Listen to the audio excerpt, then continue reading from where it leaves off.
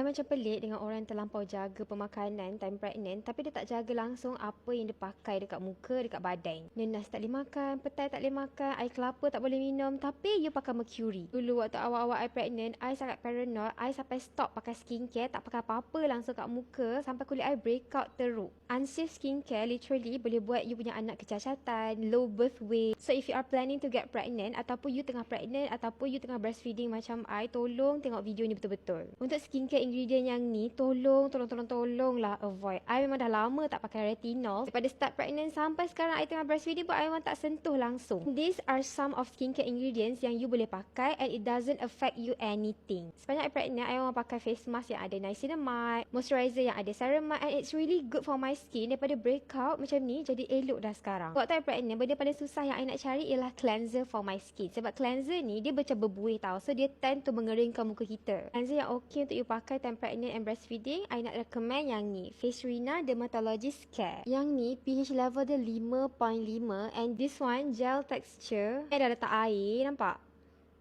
Very minimal. Buih dia tak ada sangat pun. Just pakai kat muka, urut. Akan pakai seminit sebab nak bagi betul-betul bersih kulit I. Tak pedihkan mata juga. Senang dah basuh, nampak ni, tak mengeringkan kulit I langsung. And memang rasa bersih dicuci tu. I rasa itulah pengorbanan mak. Bila you decide nak ada anak, you memang kena puasa daripada skincare yang best selama at least 3 tahun. Setahun time pregnant, 2 tahun time menyusu badan.